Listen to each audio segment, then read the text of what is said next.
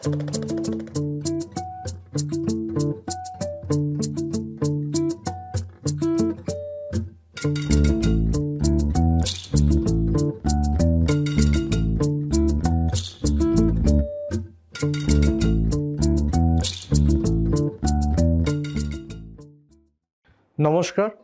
Brainware বিশ্ববিদ্যালয় media science and journalism বিভাগের পক্ষ থেকে আবুল তাবুল পডকাস্ট সিরিজের এই বিশেষ পর্বে আপনাদের সবাইকে স্বাগত।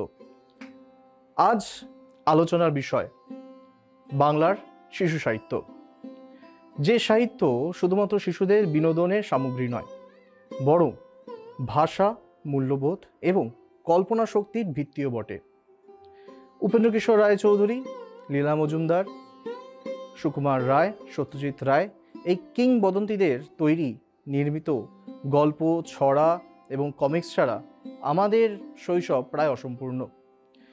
এই আলোচনার সহযাত্রী হিসাবে রয়েছেন উৎসব রায়, ব্রেনওয়্যার ইউনিভার্সিটির ইংরেজি বিভাগের সহকারী অধ্যাপক এবং চলচ্চিত্রকার। উৎসবদা, কেমন লাগছে? অসাধারণ লাগছে তোমাদের এই সেট আপ এবং এই উদ্যোগ। আমাকে এখানে ডেকে আনার জন্য ধন্যবাদ।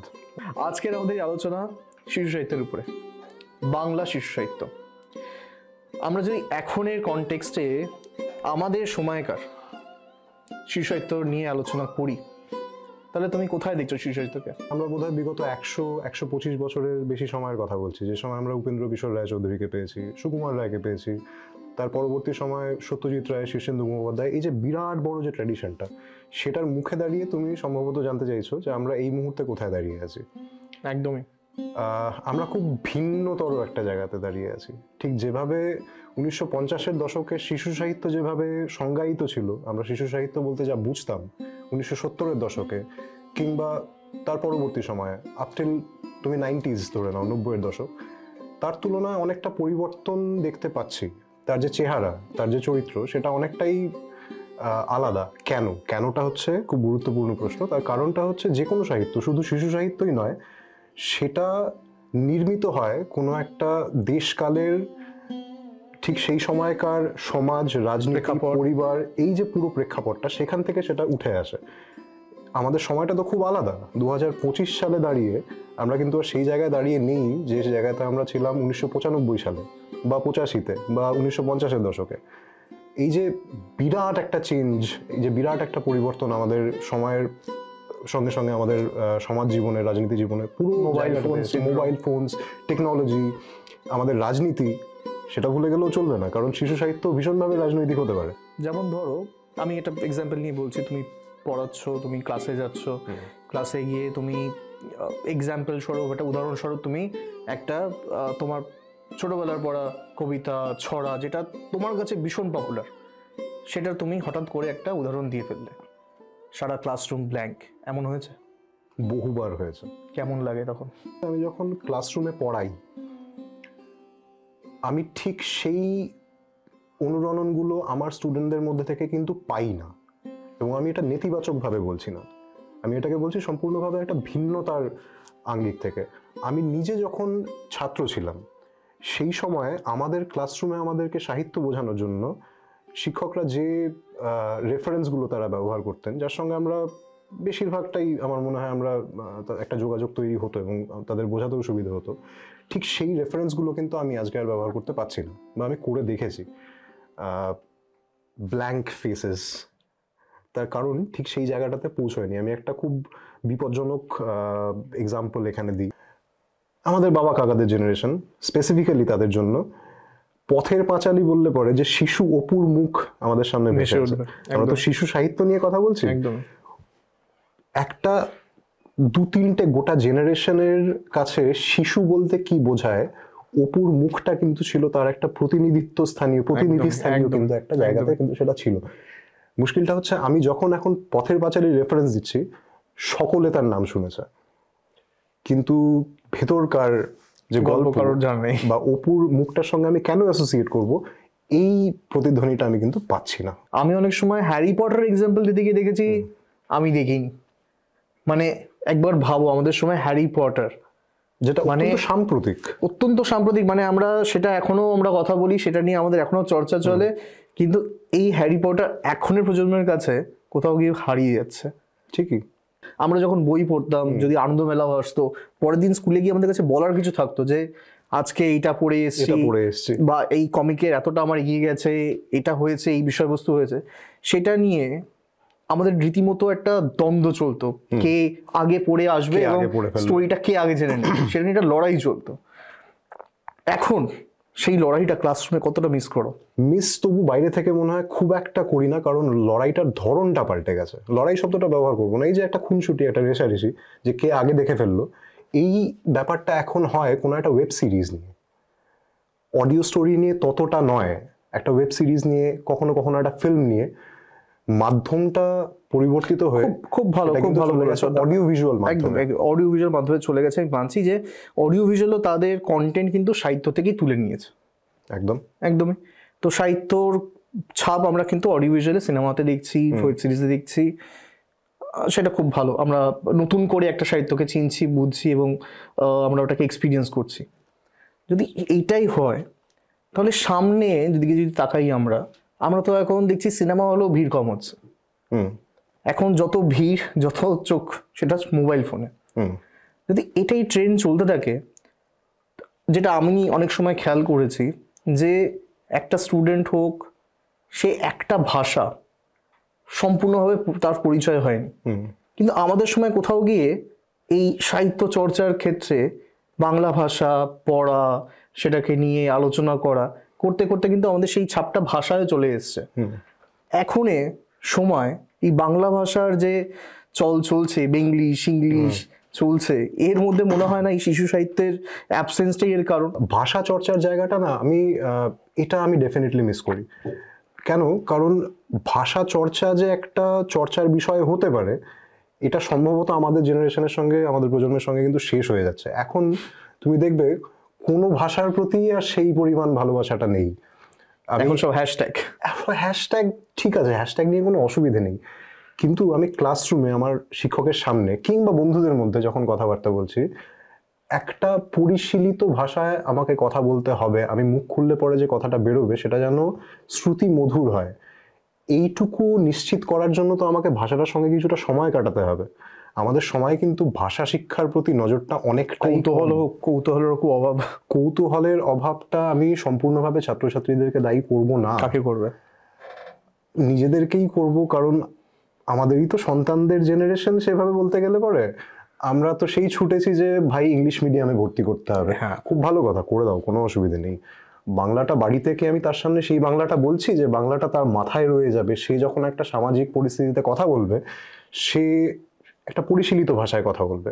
আমি কলকাতার প্রমিত বাংলার কথা বলছি না, একজন উত্তরবঙ্গের ছেলেও, আমি নিজে একজন উত্তরবঙ্গের ছেলে, সে যখন একটা কথা বলবে, মনোগ্রাহীভাবে শব্দগুলোকে উচ্চারণ করার একটা দায় কি সে কোথাও বোধ করছে? যদি না করে, আমি কি ফেল করছি? অ্যাজ দ্য পেরেন্ট জেনারেশন আমি কি ফেল করছি তার মধ্যে ওই বিষয়টা জাগিয়ে দিতে? যদি আমরা সত্যি দেখি যে এখন ছেলেমেয়েদের ইংরেজি পড়া ছাড়া উপায় নেই, কারণ একটা জব ইন্টারভিউতে গেলেও তাদেরকে ইংরেজিতেই তাদের পরীক্ষা দিতে হবে যে আমি পারি কি পারি না।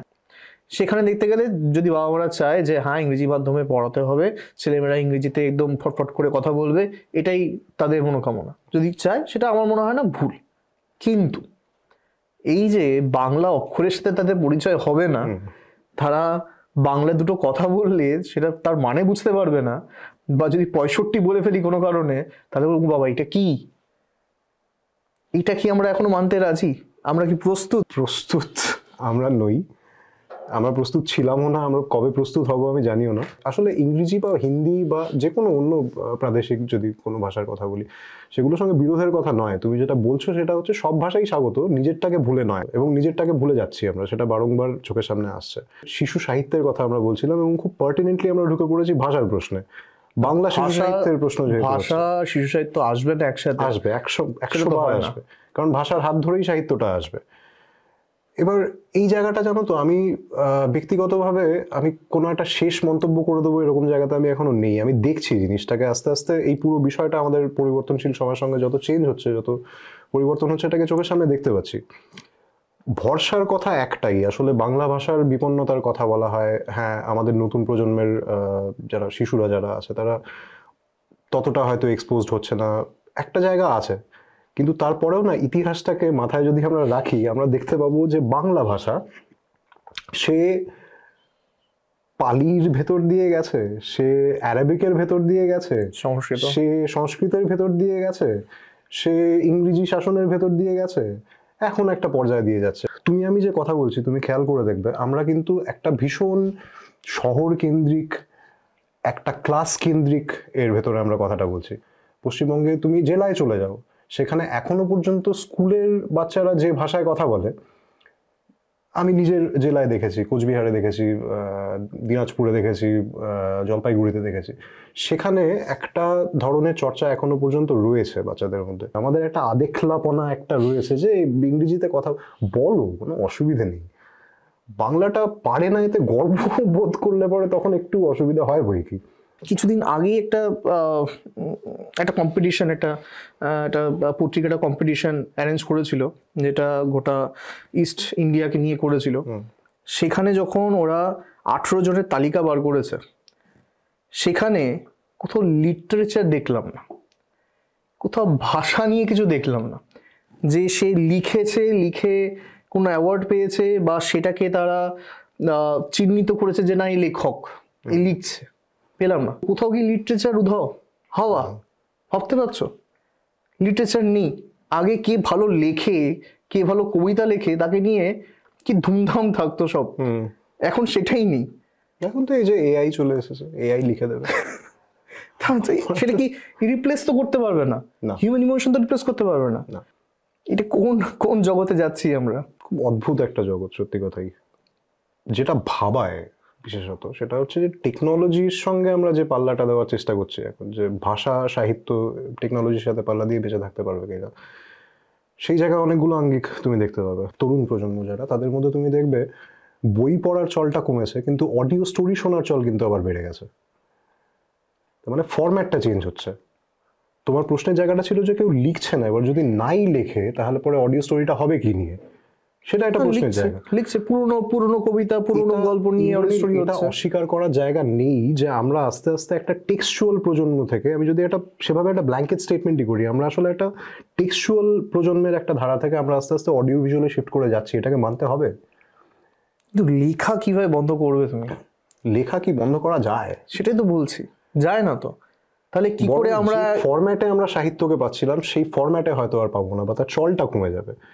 কিন্তু থাকবে সাহিত্য কথাটার অর্থ কি? সাহিত্য কথার অর্থ হচ্ছে সহিতত্ব, শহীদ কথাটার থেকে আসছে। কিভাবে আমি তোমার সহিত থাকছি, সেই মাধ্যমটা পাল্টে যাচ্ছে। ধরো যেই সমস্ত বাঙালির এই একটা অভিযোগ আছে যে বাঙালি রবীন্দ্রনাথ থেকে বেরোতেই পারে। কবিতা লিখলে সে হতো রবীন্দ্রনাথ ছিল, ছড়া লিখলো রবীন্দ্রনাথ, গল্প লিখলো রবীন্দ্রনাথ থেকে বাঙালি বেরোতে পারেনি। তো যদি সব সময় যদি রবীন্দ্রনাথই চর্চায় থাকে, এখনো নতুন যে সমস্ত লেখক আসছে তাদের নিয়ে এত হই হুল্লোড় কোথায়? তাদের লেখা কেন আমরা পড়ছি না? তাদের লেখা কেন অত প্রচার পাচ্ছে না? বাঙালি যে রবীন্দ্রনাথ থেকে বেরোতে পারেনি, এটা কিছু বিশেষ প্রজন্মের বাঙালি, আপটিল মাই প্রজন্ম। জেনজি বেরিয়ে গেছে, তারা রবীন্দ্রনাথ থেকে অনেক দূরের গ্রহান্তরের জীব। তারা, আমাদের খারাপ লাগছে তার কারণটা হচ্ছে আমরা রিলেট করতে পারছি না তাদের সঙ্গে। কেন? পক্ষান্তরে তারা রিলেট করতে পারছে না রবীন্দ্রনাথের লেখার সঙ্গে। এটা চোখে দেখা এক্সাম্পল, এবং মানে ক্লাসরুমে বাজিয়ে নেওয়া এক্সাম্পল এটা, যে অ্যাকচুয়ালি রবীন্দ্রনাথের যে লেখার যে ধরন, যেটা নিয়ে ধরো তুমি আর আমি গল্পগুচ্ছ নিয়ে কিন্তু আমাদের সামার ভ্যাকেশন কেটে যেত। আমাদের প্রশ্নটা এটা হওয়া দরকার যে তারা কেন রিলেট করতে পারছে না। রিলেটেবিলিটি নিয়ে একটা প্রশ্ন কিন্তু হতে পারে, যে কেন রবীন্দ্রনাথের সঙ্গে তারা রিলেট করতে পারছে না। সেক্ষেত্রে আমরা আবার ফিরে কিন্তু সেই আলোচনার পুরনো জায়গাতে কিন্তু গিয়ে পৌঁছবো। পরিবার, সমাজ, অর্থনীতি, টেকনোলজি, আমূল পরিবর্তন হয়েছে। প্রত্যেকটা নিয়ে কথা বলা যায়। রবীন্দ্রনাথের লেখা, এবং এটাকে প্লিজ এটা যেন এভাবে মিসইন্টারপ্রেটেড না হয় তোমার কাছে বা কারোর কাছে, আমাদের দর্শক বন্ধুদের কাছেও, যে আমি বলছি যে রবীন্দ্রনাথের লেখা জেনজিকে রিচ করতে পারবে না কোনোদিন, একেবারেই সেই জায়গা থেকে বলছি না। আমরা বলছি যে আমাদেরকে কেন রিচ করেছে, আমাদেরকে ঠিক কোন জায়গা থেকে রিচ করেছে, আমাদের কাছে কেন এতটা রেলেভেন্ট, প্রাসঙ্গিকতাটা কোথায়। তার কারণ আমরা না খুব অর্গ্যানিক্যালি রবীন্দ্রনাথের লেখার সঙ্গে আমরা জুড়ে যেতে পারতাম একটা কারণে, যে পৃথিবীর ছবি তিনি আঁকেন সেটা ইউনিভার্সাল। সত্যি কথা, একটা বিশ্বজনীনতা তার মধ্যে আছে, সমস্ত সময় সেটাকে তার মধুর স্বাদ গ্রহণ করা সম্ভব। কিন্তু আমরা দর্শক হিসেবে কিংবা পাঠক হিসেবে যখন সেটাকে আস্বাদন করছি, আমাদের বেড়ে ওঠার শর্তগুলো কি কি? যৌথ পরিবারের স্ট্রাকচারের মধ্যে আমরা বেড়ে উঠছি। একদমই। জেনজিকে তুমি দেখো, সে সম্পূর্ণভাবে ইনসুলেটেড একটা জায়গাতে, আইসোলেটেড একটা জায়গাতে, সে পরিবারের জায়গা থেকে সে করছে, বেড়ে উঠছে। তার কাছে, সাহিত্যের কাছে যে রস আস্বাদন সে করতে চাইবে, কিংবা যখন সে রবীন্দ্রনাথের লেখার কাছে যাবে, সে যে পার্সপেক্টিভ থেকে দেখবে, যে শর্তগুলোর মধ্যে দিয়ে গেলে পরে সে সেটাকে সেই রসটাকে আস্বাদন করতে পারবে, সেই শর্তগুলোর আমূল পরিবর্তন হয়ে গেছে। ছোটবেলায় আমাদের না কিছু কিছু নিষিদ্ধতারও জায়গা ছিল। শরৎচন্দ্রের কিছু গল্প কিংবা বঙ্কিমচন্দ্রের লেখা কিছু কিছু উপন্যাস বা গল্প, সেগুলো না আমার বাড়িতে যে আলমারিটা ছিল তার একটু উপরের দিকের তাকে রাখা থাকতো। বুঝতাম, হাবে ভাবে বুঝিয়ে দেওয়া হতো যে বিশ্বাসঘাতকটা ঠিক তুমি এখনই পড়ো না, তুমি আর 2টো ক্লাস উপরে উঠে যাও, তারপরে পড়ো। তো গ্রীষ্মের দুপুর আমি একটা টুল নিয়ে এসে উঠে গেলাম, নামিয়ে নিয়ে এলাম, চুপি চুপি পড়া হলো, সে সমস্ত হলো। এই জায়গাগুলো ছিল। আমরা বাবা মাকে দেখছি যে তারা কিন্তু একটা দেশ পত্রিকা নিয়ে, আমার দিদিমা, তিনি দুপুরটা কিন্তু কাটাচ্ছেন, কারেন্ট চলে গেছে, হাত পাখা দিয়ে বাতাস করছেন, একদম, এবং তার সঙ্গে সঙ্গে তিনি কিন্তু দেশ পত্রিকাটা নিয়ে এগোচ্ছেন।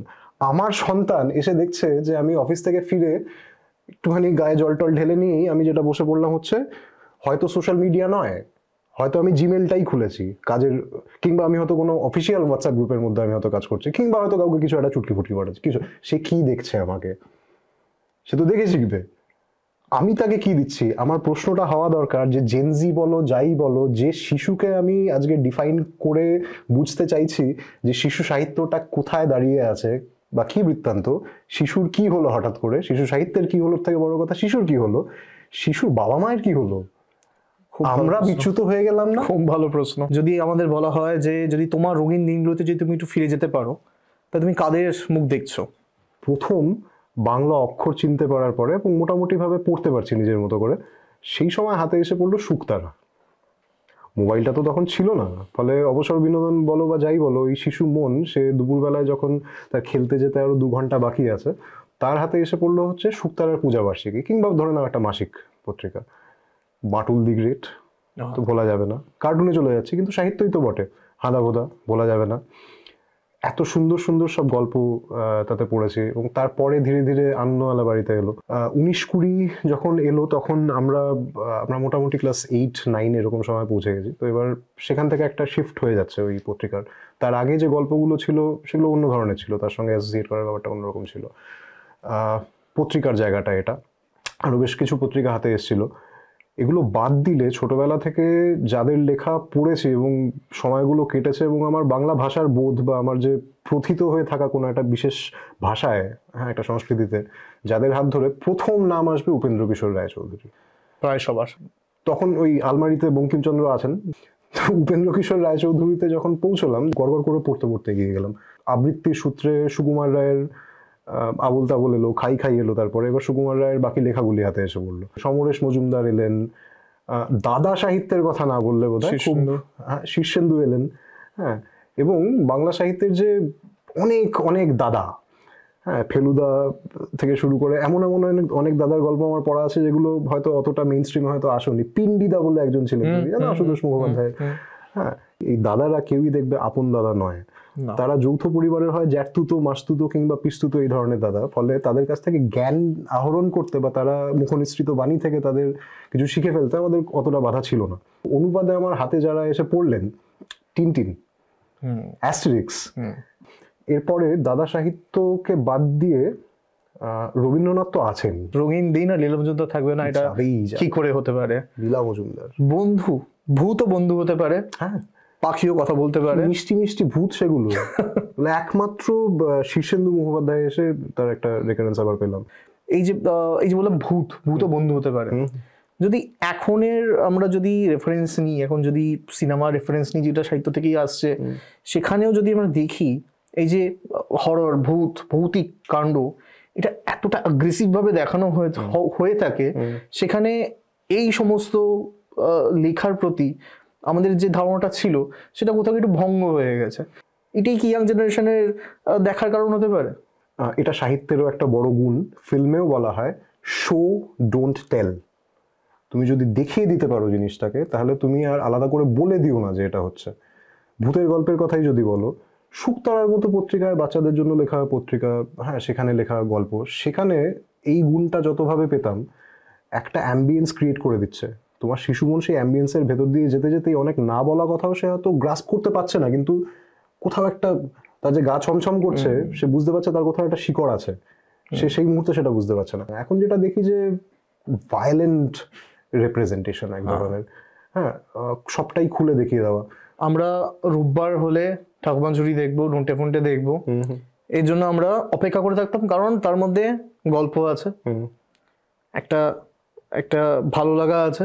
এখন আমি কাউকে জিজ্ঞাসা করি যে তুমি কি কার্টুন দেখো, কি পড়াশুনো করো, সেখানে আমি কিন্তু এই সাহিত্য থেকে উঠে আসা এই ছোট গল্পটাকে রিপ্রেজেন্টেশন, মানে ভিজুয়াল কমিউনিকেশনের কথা বলছি না আমরা, ভিজুয়াল কমিউনিকেশন করেও পপুলার করা যেতে পারে।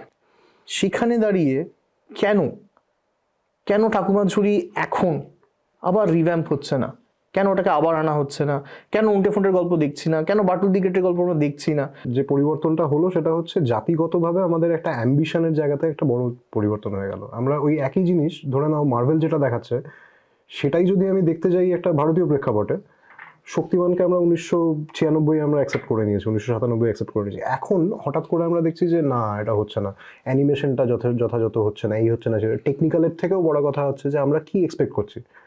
আমরা কোথাও একটা ভেতর থেকে চাইছি যে ঠাকুমার ঝুলি যদি হয় তাহলে পরে সেটা রিভ্যাম্পটা হোক হচ্ছে ইংলিশ ল্যাঙ্গুয়েজে হোক, কিংবা সেরকম কোনো একটা স্টুডিওর হাত ধরে হোক, কিংবা সে ধরনের একটা স্ট্রাকচারের ভেতর দিয়ে আমাদের কাছে এসে পৌঁছক।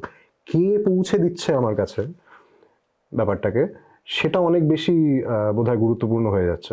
তোমার চোখে শিশু সাহিত্যের অস্তিত্ব ভবিষ্যৎ প্রজন্মের কাছে কেমন ভাবে হবে, তুমি কি দেখতে পাচ্ছ? আমরা অডিও ভিজুয়ালের যুগে বাস করি, আমরা অডিও ভিজুয়ালটাকেও নেব, মোস্টলি হয়তো সেটাই নেব, কিন্তু তার সঙ্গে সঙ্গে ঠিক যেরকম রোববার দুপুরে খাসির মাংস রান্না হয়েছে মনে করো, কিন্তু শুরুটা কিন্তু আমরা করব হচ্ছে উচ্ছে ভাজা দিয়ে, কারণ সেটা আমাদের দরকার।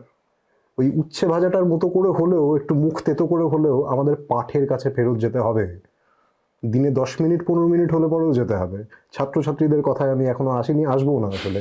পেরেন্টস হিসেবে আমাদেরকে ফেরত যেতে হবে। আমরা যখন যাব তখন দেখতে পাবো যে সেই অভ্যেস আস্তে আস্তে ছড়িয়ে যাচ্ছে ছাত্রছাত্রীদের মধ্যে। আমার মনে হয় এটা একটা কনসিয়াস প্র্যাকটিসের জায়গাতে আমাদের করা দরকার, নিজেদের স্বাস্থ্যের জন্যই, নিজেদের মানসিক স্বাস্থ্যের জন্যই করা দরকার। যে পাঠের কাছে যদি আমরা থাকি, যদি সম্ভব হয় একটু লেখার মধ্যে যদি আমরা থাকি, সেটা খুব ক্রিয়েটিভ লেখা হতে হবে এরকম নয়, দৈনিক অভিজ্ঞতাই লিখলাম বা সাপ্তাহিক অভিজ্ঞতাই লিখলাম, কিন্তু এটা অভ্যাসের মধ্যে থাকলাম। এটা অনেক কিছু দেবে যেটা হয়তো সাদা চোখে দেখা যাবে না। আমরা যেরকম আজকে বুক বাজিয়ে বলতে পারি রবীন্দ্রনাথের কথা, শরৎচন্দ্রের কথা, সত্যজিৎ রায়ের কথা, উপেন্দ্র কিশোরের কথা, আবার তৈরি হবে বা হয়তো হচ্ছেই এখন, আমরা হয়তো জানিও না। আমার নিজের স্বাস্থ্যের জন্য, আমার নিজের স্যানিটির জন্য আমাকে আমার ভাষার কাছে ফিরতে হবে। এটা অন্য কোনো ভাষা চর্চা দেবে না, মাতৃভাষা চর্চাই একমাত্র দেবে। সেটা যদি আমি করতে পারি, সেখান থেকে সেই বোধ সঞ্চারিত হবে আমার পরবর্তী প্রজন্মে। শিশু সাহিত্যকে আমরা নতুনভাবে দেখতে পাবো, বা যা আছে তাকে নতুন করে আবিষ্কার করতে পারবো, এটা আমার ধারণা। অনেক ধন্যবাদ। শুনছিলেন শিশু সাহিত্য নিয়ে আলোচনা। এই আলোচনার সহসঙ্গী হিসেবে উৎসবদা, এতক্ষণ সময় দেওয়ার জন্য অনেক অনেক অনেক ধন্যবাদ। অনেকটা আলোচনা করলাম আমরা, শুরু থেকে শেষ অবধি আলোচনা করতে করতে আমরা ভাষা এবং সবার লাস্টে এসে যে দায় শুধু একার নয়, দায় শুধু এই প্রজন্মের না, আমাদেরকে শুধু নিতে হবে।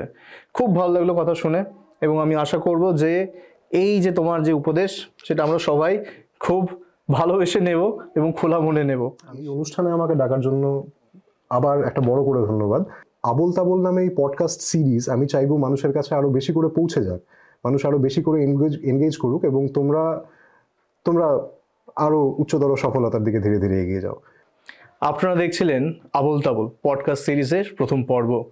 দ্বিতীয় পর্ব নিয়ে আবার ফিরতে চলেছি, চোখ রাখবেন। নমস্কার।